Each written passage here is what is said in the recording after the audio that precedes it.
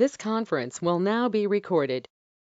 अद्य गुरुवासर अथवा बृहस्पतिवासरः वैशाख शुद्ध एकादशी दिनांक 12 मे 2022 शरक सॉरी रसरत्न समुच्चय शंखं चक्रं जलकान्दततमृतघटं चारुदोर्भिश्चतुर्भिः सूक्ष्मस्वच्छातिरुद्यां शुकपरिविलसन् मौलिमम्भोजनेत्रं कालाम्भोदोज्ज्वलाङ्गं कटितटविलसच्चारुपीताम्बराढ्यं वन्दे धन्वन्तरिं तं निखिलगगनप्रौढदावाग्निलीलम् प्रौढदावाग्निलीलम् ब्रह्मणो हि समारब्धाम् आत्रेयाद्येषु पूजिताम् अस्मदाचार्यपर्यन्तां वन्दे गुरुपरम्पराम् आयुर्वेदरतं वन्दे माधवाख्यं महागुरुम् आयुर्वेदामृतं सर्वं शिष्येभ्यो यः प्रदत्तवान् द्रष्टाज्ञानी दृष्टकर्मा कृतकर्मा तथैव च अध्यापको विषक्श्रेष्ठो महान् संशोधकस्तथा गुणैरेतैः समुदितैः यत्कार्यं प्रतनोद्दितः समृद्ध्यर्थं हि कार्यस्य वयं नु प्रयतामहे सरस्वत्यै नमो यस्याः प्रसादात् पुण्यकर्मभिः बुद्धिदर्पणसङ्क्रान्तं जगदध्यक्षमीक्षते आत्रेयं प्रथमं वन्दे आयुर्वेदजगद्गुरुम् आयुर्वेदामृतं सर्वं गृहीत्वा हि सुरेश्वरात् अग्निवेशादिकेभ्यो यत्प्रेच्छत् मुनिसत्तमः प्रथमं तन्त्रकर्तारम् अग्निवेशं नमाम्यहम्।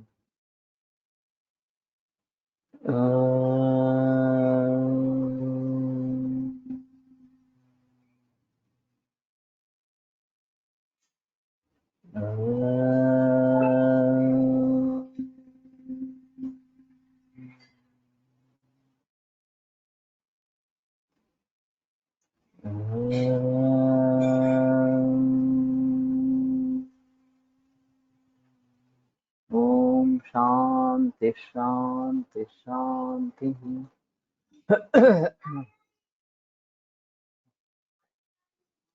अथ खदिरादि योगा खदिरं देवदारुं च कर्षं गोमूत्रतः पिबेत् उर्दरं पांडुरोगं च हन्ति शूलं च पीहकम्।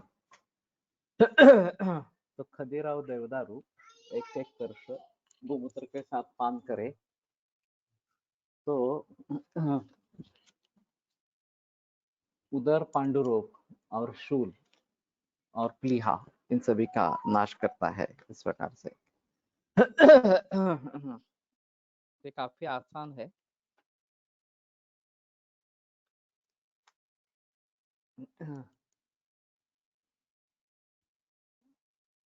तो एक बात ऐसी भी कर सकते हैं कि खतीराव देवदारू को गोमूत्र की भावना दे दे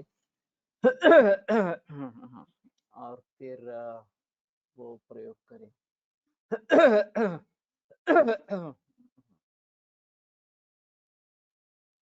तो ये आसान है। मंगेश तुम हो क्या?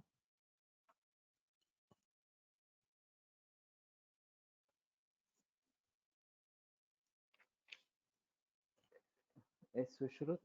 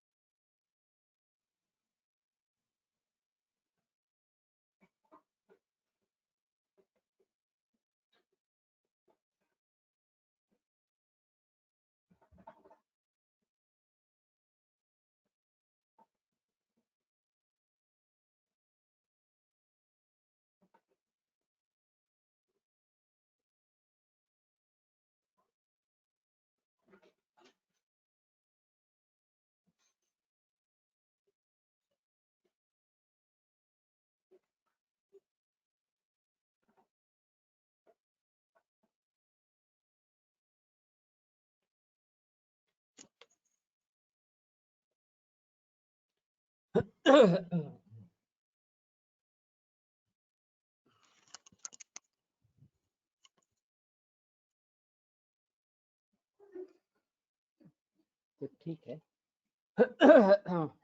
दिनैकं पिप्पली चूर्णं नुहि क्षीरेण भावयेत् लिष्कं जलोदरं हन्ति महिषी मूत्रतः पिबेत्। तो ये भी आसान है। त्रिनैकम दिनैकम ठीक है पाठ। तो पिपली चूर्ण सूर्य क्षीर की भावना दे दे और फिर जलोदर में महिषी मूत्र के साथ एक निष्क मात्रा में सेवन करे। तो ये भी आसान है, वैसे उसको भी खदीर कषाय आहे उदरात कसे।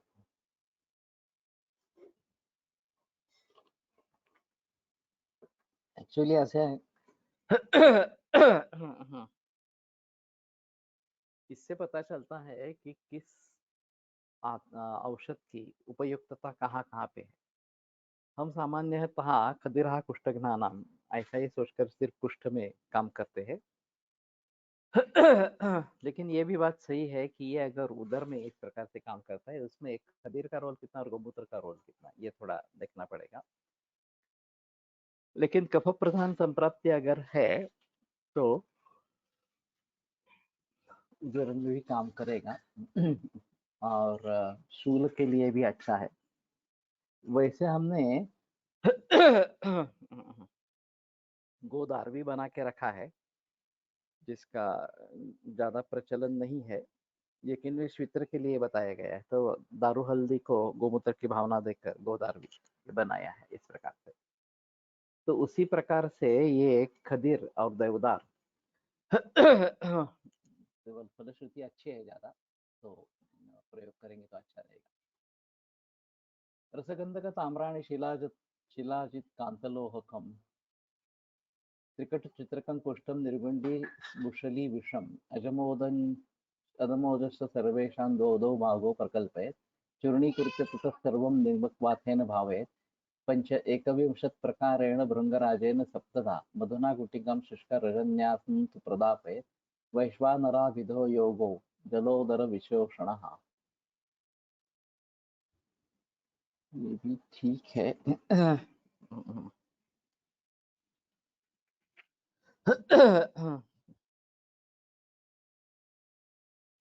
ये मुस्ली मैंने ये पढ़ा था पिछले समय। मुस्ली एक और है इसमें। शुद्ध पारद 2 भाग, गंधक 2 भाग, ताम्रभस्म 2 भाग, शुद्ध शिलाजित 2 भाग, कांतलोह भस्म 2 भाग, त्रिकटु चूर्ण 2 भाग, चित्रक 2 भाग, कूट 2 भाग विष है। तो बचनाक है। निर्गुंडी बीज 2 भाग, मुसली 2 भाग, शुद्ध विष 2 भाग।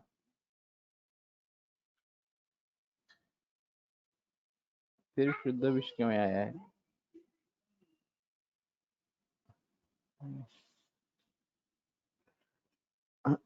सबों चूर्ण के करने योग्य द्रव्यों का महीन चूर्ण बनाकर नीम की छाल के क्वाथ के साथ 21 भावना से भावित करे। फिर पुनः सुखाकर भृंगराज के रस के साथ 7 बार भावित करे। इसके बाद थोड़ा मधु मिलाकर छोटी गुटिका बना ले तथा सुखाकर कांच पात्र में रख ले। इसमें से एक बटी रात को दे दे। ऐश्वानर नामक योग जलोदर को सुखाता है। तो ये भी काफी अच्छा है। बनाने में ज्यादा डिफिकल्ट नहीं है। और खास करके अभी कैंसर के मरीजों में उदर जातोदक अवस्था ये काफी पाई जाती है। कोलन कैंसर हो, पैनक्रियाटिक हो, लिवर हो, ओवेरियन हो। और बड़ी मुसीबत रहती है कि विरेचन देने लायक भी परिस्थिति नहीं रहती, और विरेचन से वैसे भी ज्यादा फायदा नहीं होता है इसमें। दूध पे रखते हैं और दूध पे रखने पर काफी थोड़ी सी आसानी होती है, कैंसर के हिसाब से भी और उदर के हिसाब से भी। फिर भी कुछ मरीज ऐसे होते हैं कि जिनमें इसका उतना जितना फायदा चाहिए उतना नहीं होता। और ये बिगड़ता जाता है, पानी बढ़ता जाता है। तो टैपिंग करने से कुछ दिन तक अच्छा होता है, लेकिन टैपिंग भी बार बार नहीं कर सकते हैं। तो ये विशोषण कहा गया है। तो ये थोड़ा सा जलोदर विशोषण, हाँ, पानी को अगर ये सुखा देता है तो ज्यादा अच्छी इस प्रकार का है। शायद इससे थोड़ा विरेचन भी होता होगा, लेकिन वैसे विरेचन करने वाले कोई द्रव्य नहीं है। तो शमन करने वाला ही है। और इस प्रकार से अगर विशोषण करेगा तो ज्यादा अच्छा इस प्रकार का रहेगा। तो ये भी बनाने लायक है वैश्वानर योग। अतः सूर्यप्रभा गुटिका। भांगी वन्य जया युगा बृहद कृवाग्र कदली पाठा वशा रोदना वशा रोचना चव्यम पत्रक चित्रकम त्रिकटकम शारद्वयं गंधकम त्रायंती हर बीज केसरी विषम द्वंद्वम विषद्वंद्वम लवंगंकणा कुष्ठम शल्लफलम फलत्रययुतं फेनं समुद्रादपि ब्राह्मी बीजं लता बीजं बालबिल्वं विरूढकं लवणानि तथा पंच जात्यादिकुसुमाष्टकम् वातारितैलेन एतेषां कल्पिता विशजां वरैः एषा सूर्यप्रभा नाम गुटिका अग्निदीपिनी अग्निप्रदीपिनी।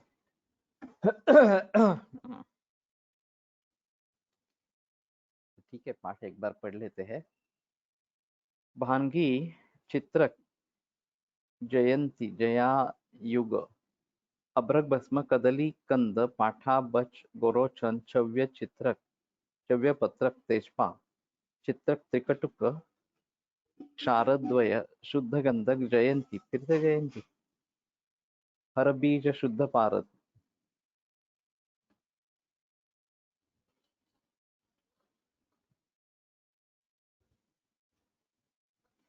जया युग ऊपर आया है त्रिकटुक शारद्वय गंधकम त्रायंती हर बीज। त्रायंती का मतलब इन्होंने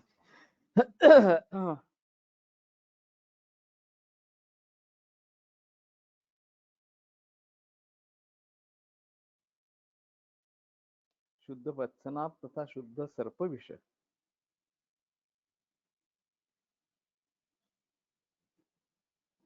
फलत्रय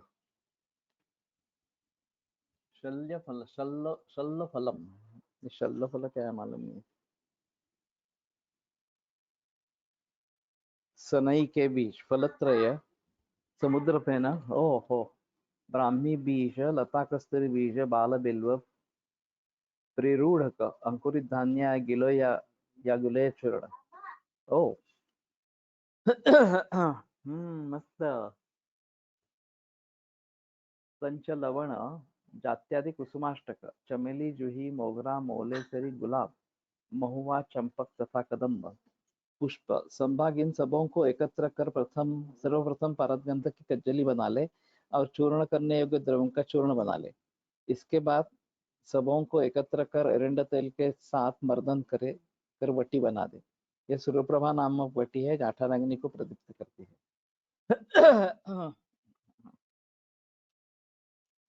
ये थोड़ा डिफिकल्ट पार्ट है बनाने में। अब संदिग्ध है विरूढ़कम, ये पहली बार देख रहा हूँ इसमें।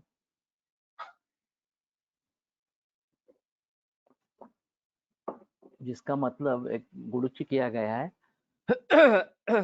नहीं तो विरूढ़ धान्य इस प्रकार का किया गया है।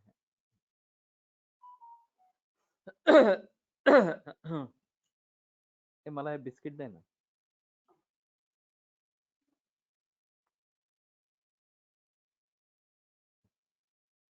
फलोन्वितस्य शुल्बस्य सूक्ष्म पत्राणि कारये, तो ये काफी थोड़ा अलग है। जात्यादि कुसुमाष्टक इतने सारे फूल भी एक पार्ट में, ये भी थोड़ा सा अलग है इसमें। और फलश्रुति सिर्फ अग्निदीपनी इतनी ही बताई गई है।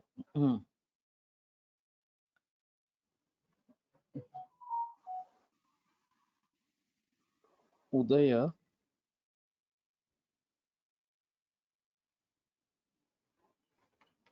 उदय मार्तंड रसा।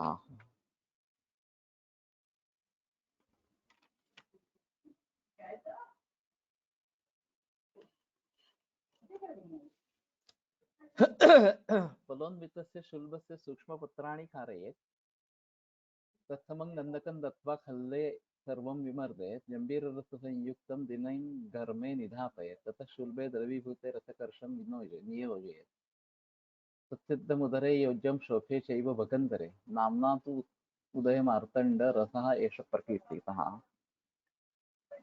एक पहले भी इस प्रकार का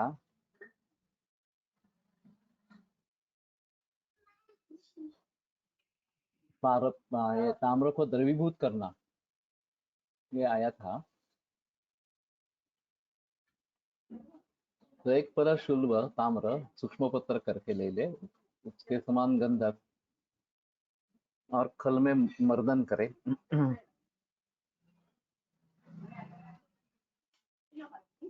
जंबीर रस डालकर आतप में रखे, और जब शुल्ब द्रवीभूत हो जाता है तो उसमें रसकर्ष डाले, एक कर्ष पारद डाले, तो ये सिद्ध हो गया।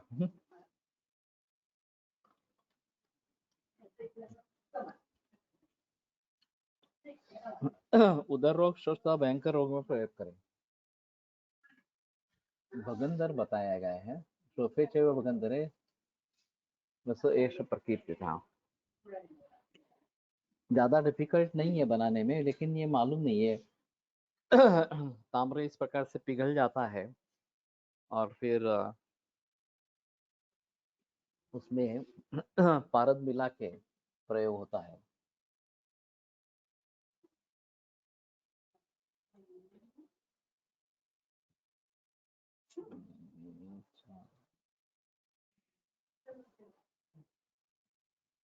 अथ पांडुरोगस्य संक्षिप्त लक्षणम। तो ये अध्याय पूरा हो गया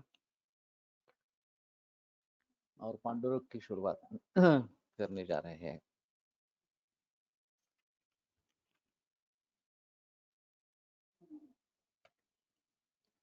विवरणता शरीरे स्यात् श्वयतुं कार्शमेव हि सत्वहानिः अथालस्यं पांडुरोगस्य लक्षणम्। ये बहुत शॉर्टकट है। पहला लक्षण विवरणता है। पांडु हारिद्र हरितान पांडित्वं तेषु चाधिकं यतोतः पांडुरित्युक्तः। वाग्भट का वर्णन है, तो पांडु वर्ण उसमें ज्यादातर होता है। इस प्रकार से पांडु हारिद्र हरित, इस प्रकार से। तो ये एक बात हुई। श्वयथु कार्शमेव हि, श्रोथ और कार्श्य, सत्वहानि ही अथालस्यम। सत्व कम होना, निस्सार चक्र चेंद्रिया वगैरह इस प्रकार का वर्णन आया है। ओजक्षय इसमें देखा जाता है। और आलस्य पांडुरोग से लक्षण, तो ये पांडुरोग के लक्षण है। अतः पांडुरोग चिकित्सा। मंडूरम मर्देच लक्षणम गोमूत्र अष्टगुणे पचेत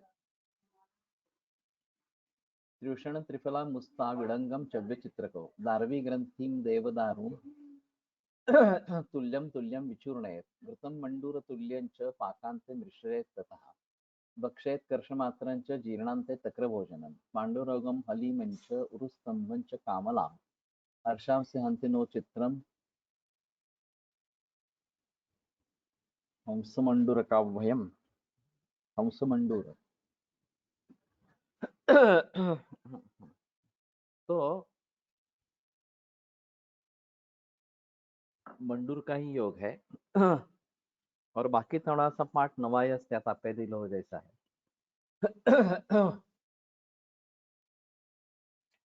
तो मंडूर मर्देच लक्षणम गोमूत्र अष्टगुणे पचेत।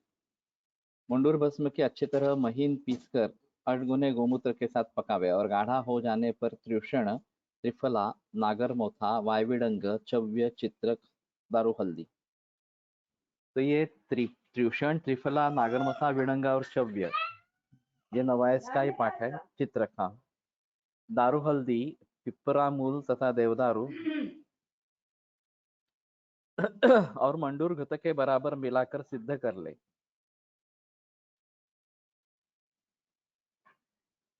क्या सिद्ध करेंगे?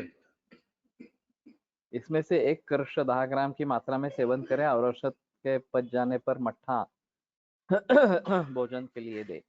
हंस मंडूर दाह, पांडुरोग, हलीमक, उरुस्तंभ, कामला तथा अर्शरोग को नष्ट करता है। इसमें आश्चर्य नहीं है।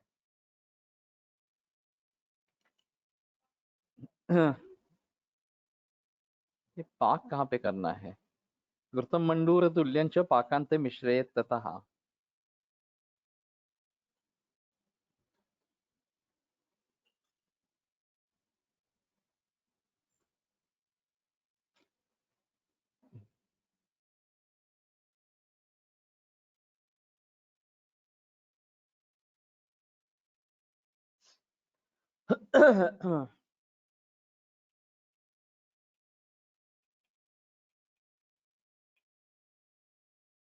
तो मुझे लगता है कि मंडूर ये पहले बना के रखना है गोत्र में। इन सभी का चूर्ण कर लेना है। मंडूर के तुल्य घृत डालना है और उसका पाक करना है। अब ये घृत और मंडूर का पाक क्या होगा?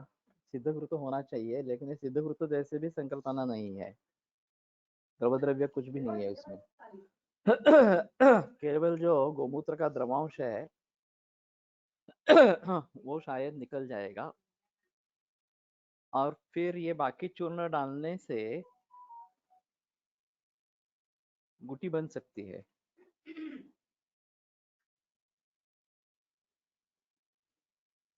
ये थोड़ा अजीब पाठ है, तो बना के देखते हैं कैसा होता है।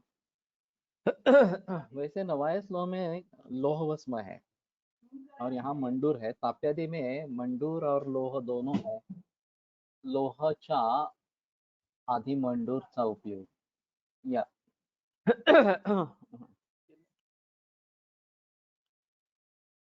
तो और फलश्रुति में उरुस्तंभ आया है। ये भी एक थोड़ा अजीब है। उरुस्तंभ में फलश्रुति वाले द्रव्य बहुत ही कम रहेंगे, और उरुस्तंभ ऐसा निदान किया गया है, ऐसे भी मरीज कम ही मिलते हैं।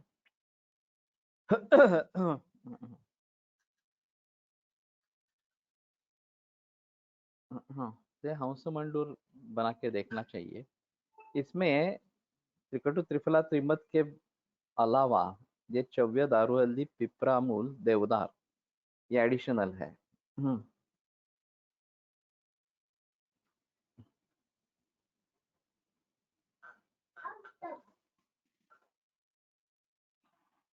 दाह कहाँ से आया? जीर्णांत तक्र भोजनम पांडुरगम हलीमंच उरुस्तंभंच कामलाम अर्शाम से हंतिनो चित्र मंडूर।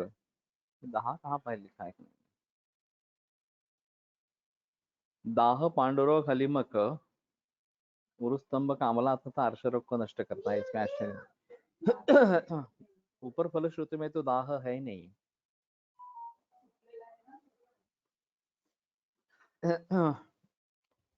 तो ठीक है, ये भी बना सकते हैं। अतः काल विध्वंसन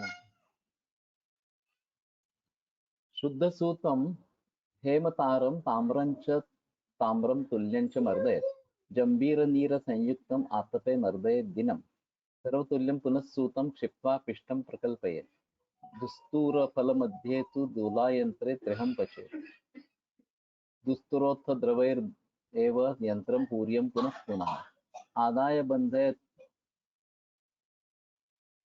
वस्त्रम इष्टिका यंत्रगम पचेत् जंबीरैर्गंधकं पिष्टा अधा अधश्चोर्ध्वं च दापयेत् तुल्यं पुनः पुनर्देयम् रुद्ध्वा लघुपुटे पचेत् षड्गुणे गंधके जीर्णे तत्तुल्यं सूतलोहकं दत्वा मर्द्यं दिनैकञ्च कंठकार्या द्रवयेत् दिनं रुद्ध्वा वारिश करिषाग्निस्थं करिषाग्निस्थ कपोताख्य पुटे पचेत् पुनर्मर्द्यं पुनः पाच्यं त्रिवारं पूर्वजैर्द्रवैः बृहत्युत्तर बृहत्युत्थरसैस्तद्वत् त्रिधा मर्द्यं पुटे त्रिधा वन्यर्कनक्तमालानां पृथक् द्रावैर्द्विधा द्विधा मर्द्यं रुद्ध्वा पुटे तद्वत् दशांशं वत्सनाभकं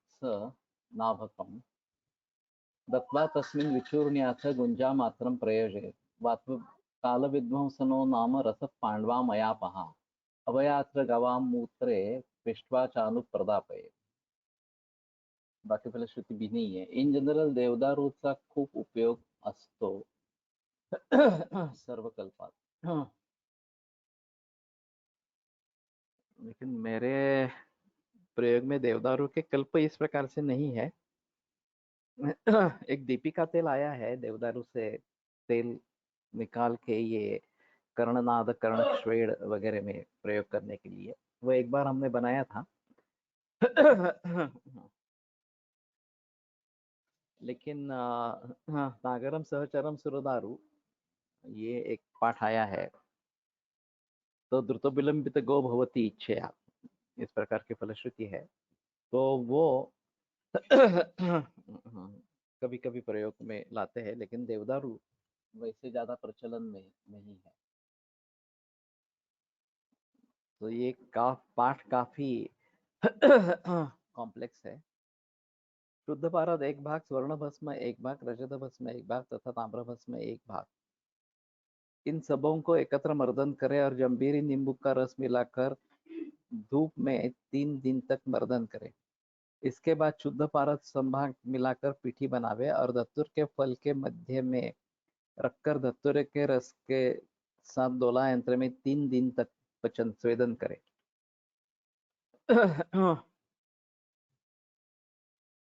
तो ये धतूर का जो प्रयोग है इसमें मैंने एक पाठ उत्तर प्रदेश से कहीं देखा था, पोस्त का ढोर ऐसा लिखा था हिंदी में, तो मुझे पता नहीं चला, तो फिर पता चला कि अफू के बोन इस प्रकार के है। धतूर से इस प्रकार से निकलते होंगे, ये थोड़ा देखना पड़ेगा। एक काटेरी जैसा आता है धतूर का फल के स्वरूप में, तो वो शायद निकाल कर उसमें ये भर कर सकते हैं। इस प्रकार बार बार धतूर के पत्र के रस से भरकर स्वेदन करे। इसके बाद निकाल कर वस्त्र में बांध ले और पुनः इष्टिका यंत्र वर्तुकालाकार गर्त में पकावे। इसके बाद जंबीरी नींबू के साथ गंधक को पीसकर तथा गोलक के ऊपर नीचे रखकर तथा शराब संपुट में बंद कर लघुपुट में पाक करें। इस प्रकार संभाग गंधक बार बार मिलाकर तथा बंद कर लघुपुट में पाक करें। जब षड्गुण गंधक जारित हो जाए तब सिद्ध रस के बराबर लोह भस्म मिलाकर 1 दिन मर्दन करे। इसके बाद कंटकारी के रस के साथ 1 दिन मर्दन करे और खराब शराब संपुट में बंद कर उपलों के आग से धरे कपोत नामक यंत्र में पाक करे। इस प्रकार कंटकारी के रस में 3 बार मर्दन कर 3 बार फूट दे। इसके बाद पुनः बृहद कंटकारी वन घंटा के रस के साथ 3 बार मर्दन करे और 3 बार फूट दे। इसके बाद चित्रक मंदार का दूध तथा करंज के पंचांग के स्वाद के साथ अलग अलग 2 बार फूट दे। तदनंतर हम शुद्ध वत्सना का चूर्ण संपूर्ण सिद्ध रस 12वां भाग मिलाकर तथा मर्दन कर शीशी में रख दे। इसमें से 1 रत्ती की मात्रा में प्रयोग करे। यह काल विध्वंस नामक रस पांडु रोग को नष्ट करता है। इसके सेवन के बाद पूरे हरे गाय को मूत्र में पीसकर हर्रे को गाय के मूत्र में पीसकर भक्षण कराए। काफी कॉम्प्लिकेटेड पार्ट है। षडगुण बलिजारित रस सिंदूर ये एक अहम मुद्दा है। यहाँ षडगुण गंधक जारणा की गई है, लेकिन ये कुपिपक्व रसायन नहीं है, ये खलवी रसायन है। तो पहली बार मैं खलवी रसायन में इस प्रकार से गंधक की जारणा की जा रही है ऐसा देखा। देवदारू सिद्ध तेल मिळते ऐसे नाही थे। उंची वाढवण्यासाठी 3-4 रुग्णात नाभी पूरणसाठी वापरले आहे। सर्वांना फायदा दिसला। 1 रुग्णात तर 3 सप्ताहातच 1 इंच वाढली, 5 इंच वाढली। SNA फार्मेसी यानी कि लॉन्ग फॉर्म क्या है SNA का? तो ठीक है, केवल नाभि प्रक्षेप, नाभि पूरण,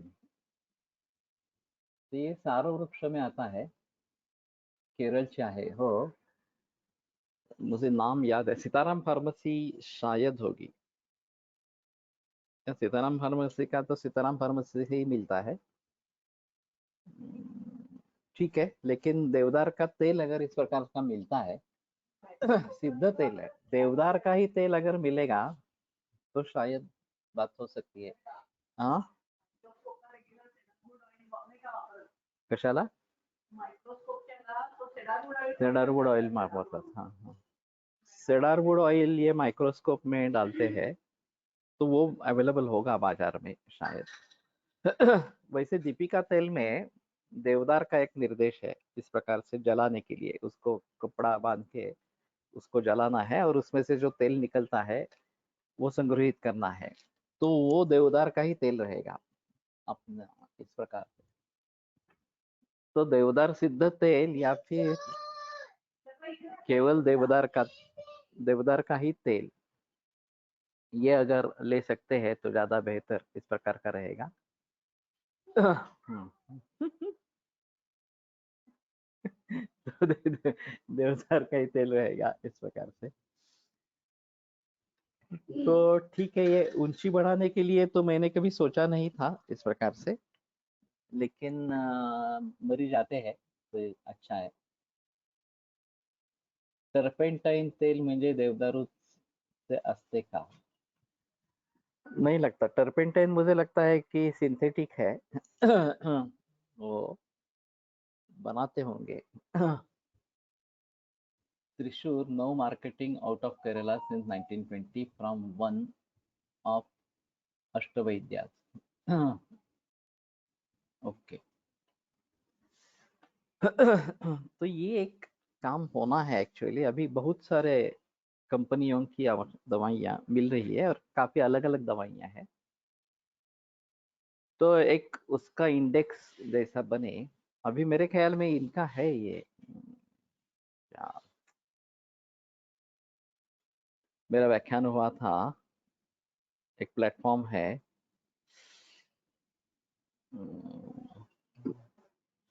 उनके पास सभी लोगों के कैटलॉग्स है और सभी कंपनियों की दवाइयाँ उपलब्ध कराते हैं.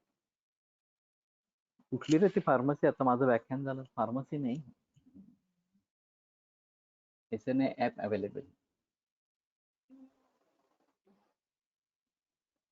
कंपनीचे ॲप आहे निरोग. हाँ, निरोग स्ट्रीट. तो निरोग स्ट्रीट पे काफी इस प्रकार के द्रव्य औषधि उपलब्धियां हैं उसकी. और उसको एक बार भली भांति देखकर क्या क्या औषधियों का, किन किन औषधियों का प्रयोग कर सकते हैं, ये थोड़ा सोचना है. और अगर एक ही प्लेटफॉर्म पर सभी औषधियां उपलब्ध हो जाती है तो अच्छा इस प्रकार का रहेगा. और एक बार इसके बारे में थोड़ा सोचना है और किसी औषध के बारे में इस प्रकार के कुछ अनुभव हो जो थोड़े से अलग इस प्रकार के हो कि ऊंची बढ़ाने के लिए ये है, तो ये शायद बात हो सकती है. अतः पंचानन रस, हाँ, ये तो काफी बनाने में मुश्किल है. ये रस जो अभी का काल विध्वंसन रस जो है वो और सुवर्ण रजत दोनों है. तो ये भी काफी मुश्किल है. पाण्वादौ पंचानन रसः. मृतंकांतं सुवर्णञ्च शूल्बताराभ्रभस्मकं पृथक् अक्षमितं सर्वं पटचूर्णं कृतं मुहुः रसगन्धककज्जल्या तुल्या सह मर्दितम्. सार्धद्विफलमानेन ताप्यचूर्णेन मर्दयेत् द्विफलं मूषिकामध्ये विनिक्षिप्यालचूर्णकं ततस्तु कज्जलिं क्षिप्त्वा मनोभां तावतीं क्षिपेत्. ततो निरुध्य यन्त्रेण परिशोष्यपुटेन्निशि पुटेन गशसमुन्येन स्वतः शीतं विचूर्णयेत्. चतुर्गुणेन गन्धेन निर्मिता रसकज्जलीं क्षिप्त्वा पूर्वरसे लुङ्गवारिणा परिमर्दयेत्. यत्तेत पत्तेत, यत्तेत पत्तेत क्या है? पचेत क्रोड, पचेत क्रोड पुटेनेव दशवारमतः परम्. एवं तालककज्जल्या दशवारं पुटेत् तथा ततश्च मृतवैक्रान्त भस्मना च कलाशतम्. ततो विचूर्णीय यत्नेन करण्डान्तर्विनिक्षिपेत्. अयं पंचाननो मां नाम देवराजेन कीर्तितः श्रेष्ठः सर्वरसेन्द्रेषु महारससमो गुणैः पथ्याशूरणशुण्ठिभिः सकृताभिर्निषेवितः सर्वान् पांडुगदान् हन्ति कृतघ्न इव सत्कृतिम। ये कृतघ्न इव सत्कृतिम ये क्यों देते हैं मालूम नहीं। जैसे कृतघ्न व्यक्ति सत्कार्य का नाश कर देता है उस प्रकार से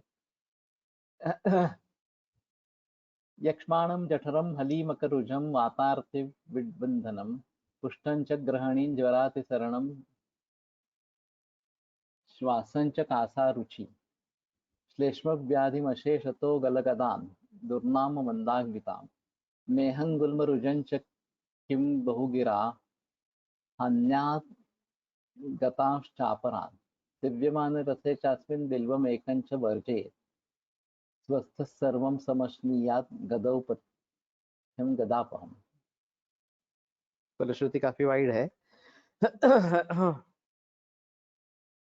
कांतलोह भस्म, स्वर्ण भस्म, ताम्र भस्म, रजत भस्म और अभ्रक भस्म, इन सबों को अलग अलग एक एक अक्ष लेकर तथा एकत्र मर्दन कर कपड़ छान महीन चूर्ण बना ले। इसके बाद शुद्ध पारद तथा गंधक संभाग की कज्जली भस्म के बराबर मिलाकर मर्दन करे और उसमें स्वर्णमाक्षिक भस्म मिलाकर घोटे। इसके बाद एक वज्रमूषा में हरताम्र का भस्म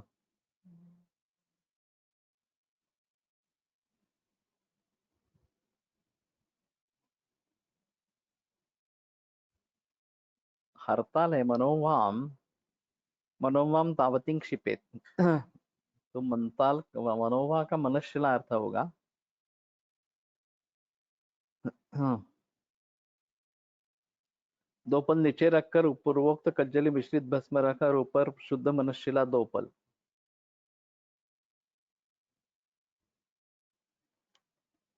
विनिक्षिप्य आलचूर्णकम ततस्तु कज्जलिं क्षिप्त्वा मनोवाम तावती क्षिपेत। हाँ ठीक है। तो नीचे हरताल और ऊपर मनशिला और बीच में ये ऐसा रखे। तदनंतर शराब संपुट में बंद कर उसके ऊपर कपट मिट्टी कर तथा सुखाकर गजपुट में रात में फूंके। इसके बाद स्वांग शीतल होने पर निकाल कर चूर्ण बना ले और शुद्ध पारद एक भाग, शुद्ध गंधक 4 भाग की कज्जली बनाकर मिला दे। चतुर्गुणेन गंधेन निर्मितां रसकज्जलिं क्षिप्त्वा पूर्वरसे लुंग वारिणा परिमर्दयेत्। तथा बिजोरा नींबू के रस के साथ मर्दन करें। इसके बाद गोलक बनाकर तथा सुखाकर क्रोटपुट 12 फुट में फूंक दे। क्रोटपुट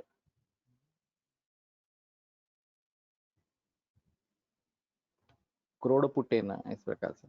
इस प्रकार पूर्वोक्त प्रकार से निर्मित कज्जली मिलाकर तथा बिजोरा नींबू के रस के साथ रस में घोट कर एवं गोलक बनाकर सुखाकर 12 फुट में 10 बार पुट दे। इसके बाद शुद्ध पारद 1 भाग तथा शुद्ध हरताल 4 भाग की कज्जली बनाकर हरताल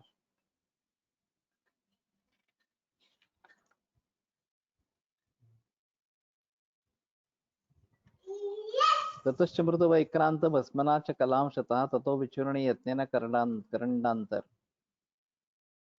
एवं तालक कज्जल्या 10 वारं पुटेत् ततः।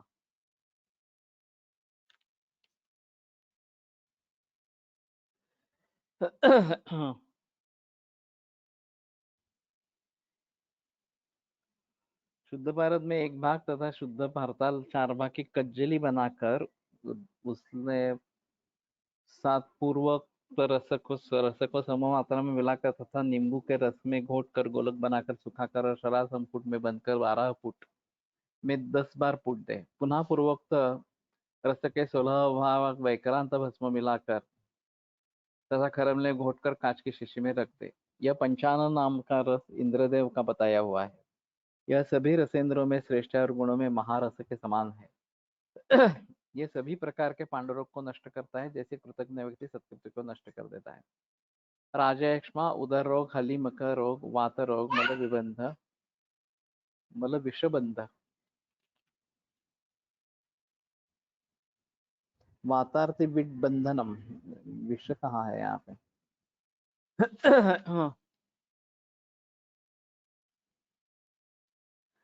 कुष्ठ रोग, ग्रहणी विकार, ज्वरातिसार, कास, श्वास, अरुचि, समोभाग। समोभाग क्या है?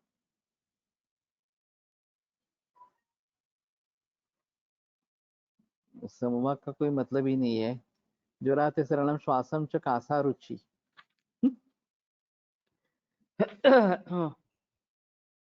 कफज रोग, गल रोग, अर्क रोग, मंदाग्नि।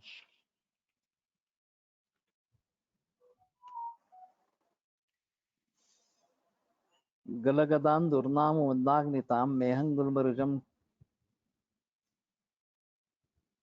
अर्श रोग हो गए। अजीब है।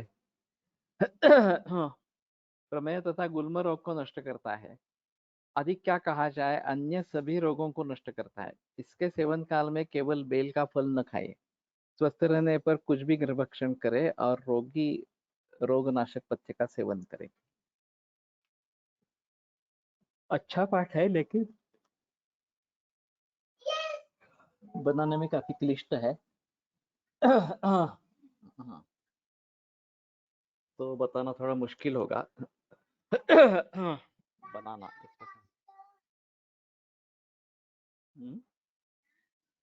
हो, वाह वाह। हाँ, काय खेळतोय आता आरोग्य सागर। एकैक पल गंधाश्म रस संभव कज्जलीम तस्यामध्ये द्विपलिकं ताम्यं ताप्यं तालं तलोन्मितं तलमात्रं मनोवांच फलम् अभ्रकभस्मकम्। सुखस्पर्शस्य कर्षञ्च सुखस्पर्श निक्षिप्य परिमर्दे च मूषामध्ये विनिक्षिप्य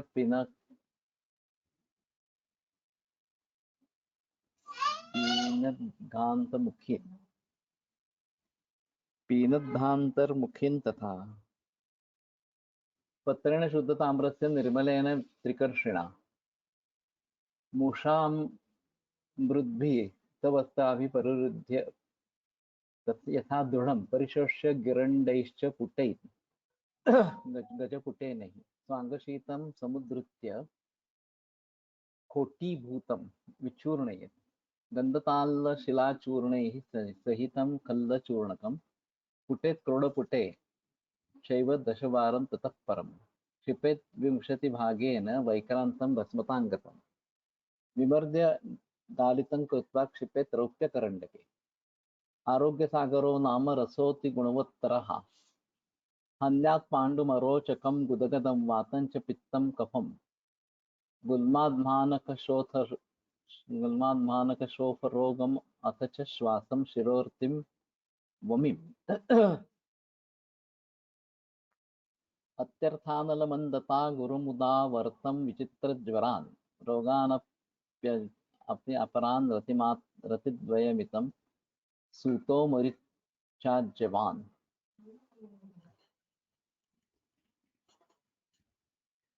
तो आरोग्य सागर करके रस है। बनाना थोड़ा मुश्किल है, पढ़ लेते हैं। शुद्ध गंधक 1 पल, शुद्ध पारद 1 पल, दोनों की कज्जली बना ले और उसमें स्वर्णमाक्षिक भस्म 2 पल 100 ग्राम, हरताल भस्म 1 पल, मनस्शील भस्म 1 पल, शुद्ध मनस्शील 1 पल, अभ्रक भस्म 1 पल तथा सुखस्पर्श टंकण भस्म। टंकण को सुखस्पर्श पर्याय है।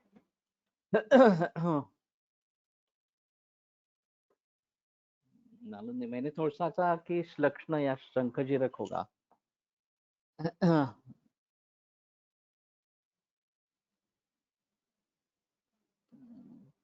तथा मर्दन कर गोलक बना ले और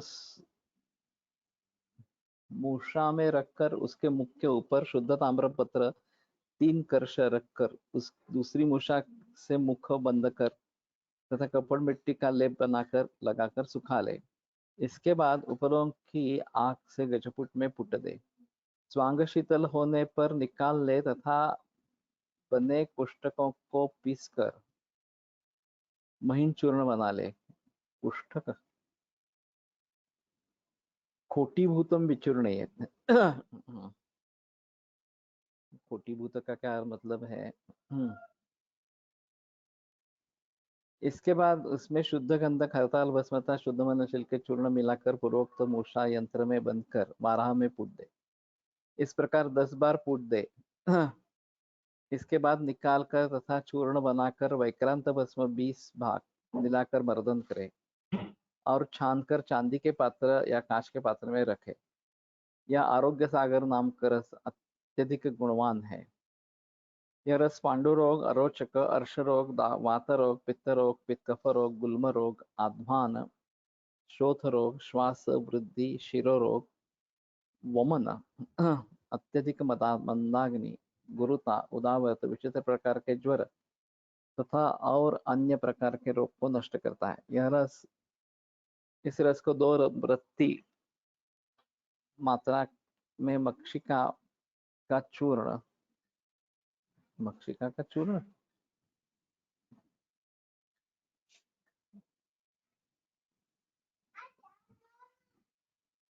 मरीच आज्यमान है तथा गाय का घी मिलाकर, ये मक्षिका कहाँ से लाया है यहाँ पे?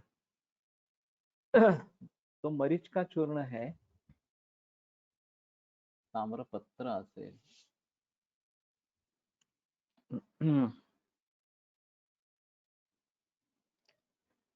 कोटिभूतम विचूर्णय, ये शायद ताम्र का कुछ हुआ होगा इसमें।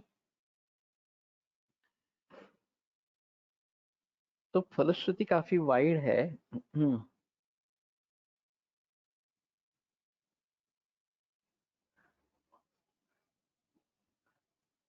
गुल्माध्मान का शोफर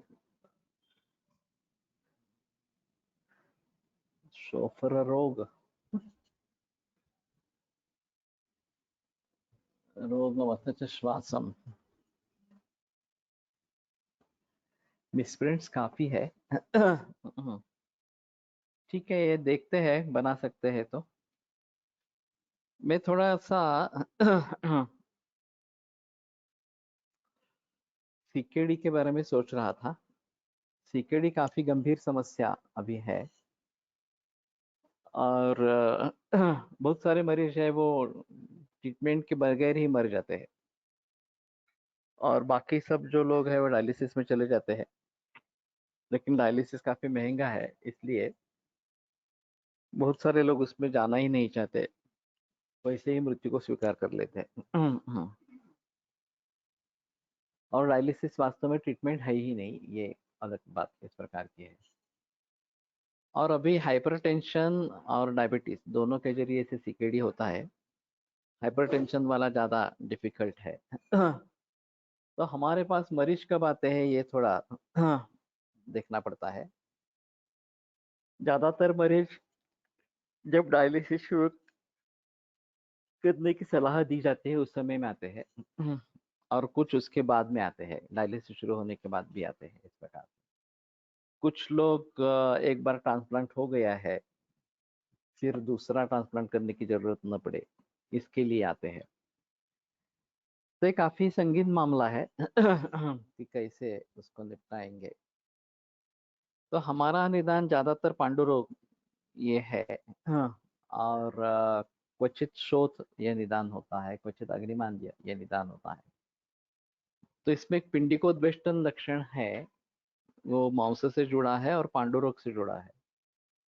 तो उसको देखकर मैंने कौटेजादि शिलाजित का प्रचलन लाया। वो अभी कौटेजादि शिलाजित मिलने लगा है सभी जगह इस प्रकार से।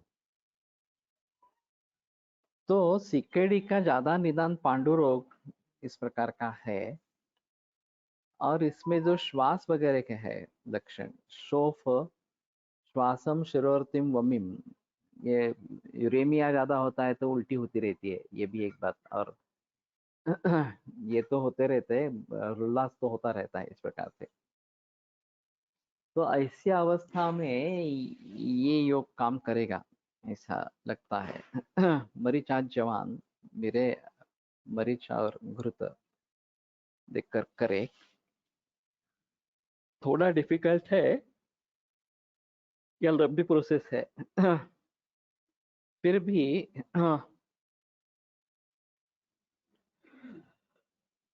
मैं समझता हूँ कि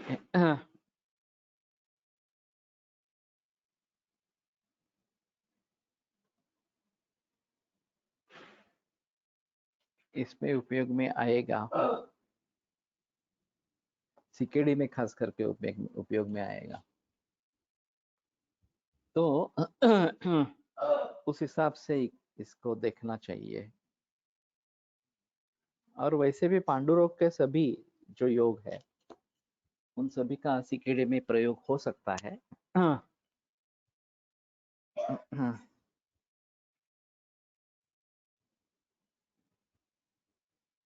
अतः पांडु धनानिलरसः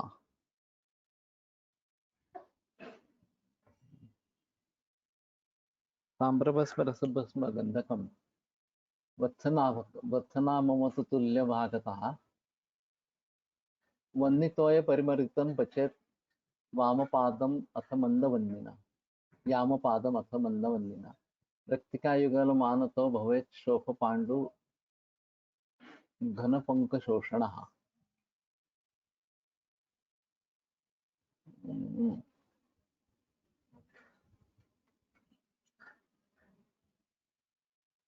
पांडु पंक शोषण रसा ताम्रभस्म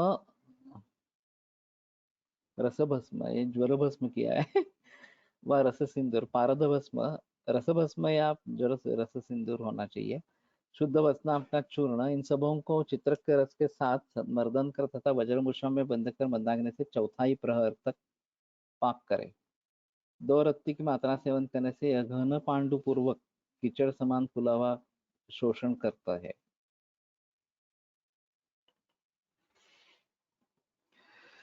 तो ये तो सिंपल है बनाने में। कभी कभी पांडु रोग में या सीकेडी में बहुत ही घन शोथ पाया जाता है और केवल दूध पे रखेंगे या फिर दूध या मूंग का सूप इतना ही देंगे तो धीरे धीरे ये शोथ कम होने लगता है। घनत्व पहले कम होता है और फिर शोथ कम हो जाता है, ऐसा दिखा है। सीकेडी के पेशेंट में अम्ल पित्त का भी इतिहास होता है, तो अम्ल पित्त के योग भी यूजफुल हो सकते हैं क्या? अगर इतिहास है तो हो सकते हैं, लेकिन मैंने ज्यादा मरीज नहीं देखे अम्ल पित्त के इतिहास वाले। लेकिन ऐसी बात है तो हो सकता है कि अम्ल पित्त के योग भी काम में है। वैसे सुवर्ण सूचकर काफी रोगों में प्रयोग में लाया जा सकता है, उसमें संदेह की बात नहीं है। तो थोड़ा देखना पड़ेगा। पांडु रोगातले कल्प संतर्पण करणारे आणि अपतरण करणारे असं वर्गीकरण करून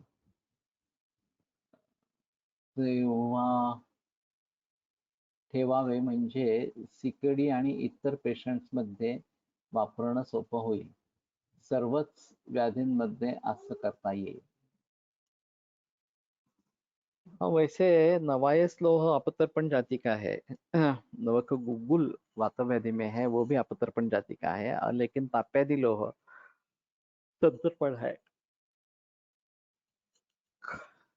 तो इन बातों को ध्यान में रखते हुए कहाँ किसका प्रयोग करना है ये थोड़ा देखना पड़ेगा।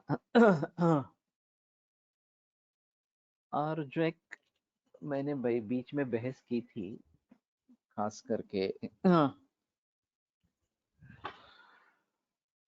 प्रमेह और पांडुरोग और सीकेडी, इस प्रकार के दृष्टि से, तो हमारे हिसाब में जो रक्त बनना है वो विशुद्ध रक्त होगा और वो किडनी से पास होगा, तो किडनी खराब होने की संभावना कम इस प्रकार की है। लेकिन विशुद्ध रक्त नहीं बन रहा, उसका कारण देश कालों के साथ में विधि जो अच्छी तरीके से होना चाहिए वो नहीं हो रहा। तो हमारा पहला बैरियर हमारी लाइफस्टाइल और खाने पीने की ही है इस प्रकार के रोग की चिकित्सा करने का। और वैसे वो सभी रोगों में इसी प्रकार से देखना चाहिए। कल सकाल में एक लेख आया था माइक्रोबायोम इस प्रकार से, और काफी अन्य जंतु है प्रोबायोटिक जिसमें प्रयोग किए जाते हैं उन सभी के बारे में ये गृहिणी का कार्य महत्वपूर्ण है। तो वहां से शुरुआत होनी है दुरुस्त करने की। और अगर ये मेद तक पहुंच गया है और जो स्वेदस्य क्लेद विधृत्य और मूत्र से क्लेद वाहनम, ये जो कर्म है वो नहीं हो रहा, तो मेदो धातु को ध्यान में रखते हुए चिकित्सा होनी चाहिए। तो ये काफी टेढ़ा मामला है। कल मुझे एक बार फिर से याद दिलाओ तो मैं फिर से इसके बारे में जिक्र करेंगे। तो आज यहीं पे रुकते हैं। दूसरी बात जो मैंने कल बताई थी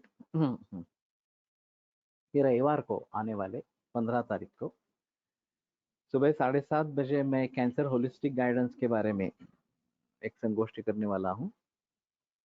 तो आप सभी भी आ जाए जिन्होंने ये फाउंडेशन कोर्स या इन डेप्थ कोर्स किया है कैंसर के बारे में, वो तो सभी शामिल हो ही जाए। और जो भी व्यक्ति कैंसर की ट्रीटमेंट करने में रुचि रखते हैं वो भी सभी आए। तो वो बाकी लोगों को भी आप बता दें जो इस ग्रुप के मेंबर नहीं है लेकिन इसमें इंटरेस्ट है। तो धन्यवाद मंगेश। तो ये बात ध्यान में रखे। और अभी हम डॉक्टर रजिस्ट्रेशन शुरू करेंगे इसके बारे में सर्विस प्रोवाइडर के रूप में, और वो होने के बाद शायद पेशेंट रजिस्ट्रेशन भी शुरू होगा और फिर वेबसाइट लॉन्च करेंगे किसी दिन। और इसमें मैं सोच रहा हूँ कि कुछ ई प्रसारण इंटरनेट रेडियो पे या फिर टीवी पे कुछ प्रोग्राम बना ले कंसेप्ट को क्लियर करने के लिए, और बाकी मीडिया का तो वापर करेंगे ही, प्रयोग करेंगे ही। तो इस प्रकार से ये लॉन्चिंग इसका होगा। तो ठीक है, कल फिर एक बार टाइम हाथ आए 7:30, सुबह 7:30 बजे करेंगे। 7:30 से 8:30-9 तक चलेगा। और ये डेमोन्स्ट्रेशन भी होगा कि किस प्रकार से हम ज्वाइन कर सकते हैं, ऑनलाइन पेमेंट कैसे होगा वगैरह सभी के बारे में बताएंगे। और फिर उसमें दिक्कतें आती है तो किसके साथ बात करनी है वो मैं बता दूंगा। वो भी जो प्रोग्रामर है वो भी उसमें शामिल होंगे इस प्रकार। तो आज यहीं पे रुकते हैं, कल आगे बढ़ाएंगे। आयुर्वेद प्रकांड निगदितैः हि शल्यतंत्र प्रधानः शिष्येभ्यः शाश्वतोऽयं निखिलजनकृपा व्याप्तचित्तेन येन आयुर्वेदस्य वाञ्छन् पुनरपि भुवने ताञ्च सुष्ठु प्रतिष्ठां श्रेष्ठं धन्वन्तरिं तं प्रणमति च सदा वैद्यवर्गो हि नूनम् वैद्यवर्गो हि नूनम्।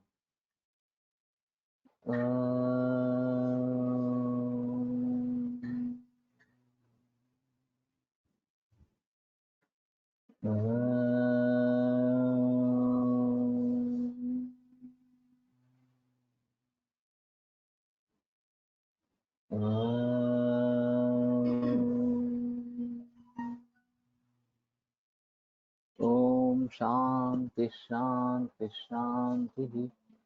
विरम्यते व्याख्यान व्यापारात्। श्वः